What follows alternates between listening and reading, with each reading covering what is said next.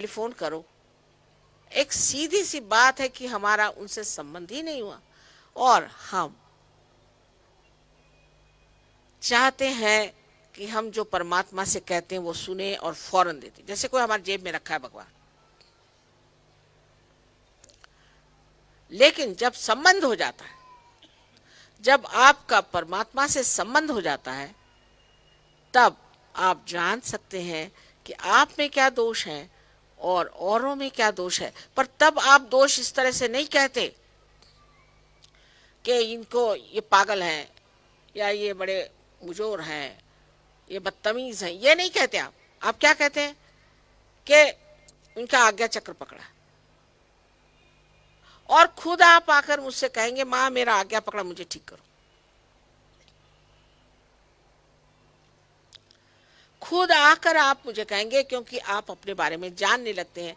यही अपने बारे में जानना ही सेल्फ नॉलेज है, यही आत्म प्रकाश है। पर इसके साथ ही साथ आप औरों के बारे में भी जानते हैं। इतना ये महान प्रचंड कार्य है। आश्चर्य तो यह है इस भारतवर्ष में, जहां पर कि कुंडलिनी के बारे में नानक साहब ने और कबीरदास जी ने बहुत कुछ कहा, वल्लभाचार्य ने वैष्णव धर्म में कहा है, वो सब कुछ मटिया मेट हो गया और ऐसी जगह में पहुंची जिसे कहते हैं रशिया, जहां पर कि कुंडलिनी का तो नाम छोड़ो, भगवान का भी कोई नाम नहीं लेता, ना जाति ना पाति ना जा कोई धर्म ना कुछ न कुछ। और आप हैरान होंगे कि 16,000 14,000 से कम लोग नहीं आते और वहां 400 डॉक्टर सहयोग कर रहे हैं। आप पता कर लीजिए, मैं झूठ बोल रही हूं तो। और 200 साइंटिस्ट बैठे, कहले माँ साइंस मत बताना, साइंस बहुत हो गया। हम वो पराकोटि को चले गए, उन्होंने लांग ली सारी मर्यादाएं और अब कहते कि इस दहलीज से हमें हटाओ, इस थ्रेशोल्ड से हमें हटाइए और हमें ले चलिए वहां जहां पर आध्यात्म का प्यार और आध्यात्म की मिठास, ये सब कुछ है।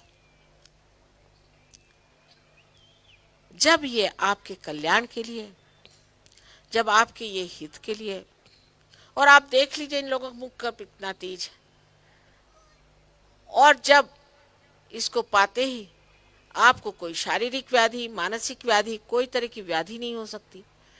जब आपके बच्चे और आपकी गृहस्थी ठीक हो सकती है और सारा संसार जिससे ठीक हो सकता है, और जिसके लिए आपको कुछ प्रयत्न करना नहीं, आपको कुछ पैसा देना नहीं, तब फिर आप इसे क्यों नहीं प्राप्त करना चाहते? इस मनुष्य की बुद्धि को समझना बहुत मुश्किल है। वही रशिया के लोग बस एक बार पाया, जम गए। अब उधर देखना नहीं, हमको यही चाहिए। अब हमें शांति मिले, सुकून मिले, इस शांति में हमें बैठना, हमें कोई चीज नहीं चाहिए। इस कुंडलिनी का जागरण क्या मैं थोड़ी पहली मर्तबा कर रही हूं?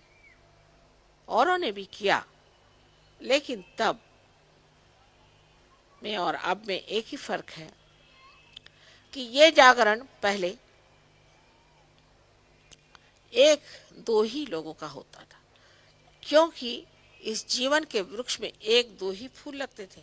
आज हजारों फूल लगे हुए हैं और हजारों फूल फल हो सकते हैं, ऐसा समा है।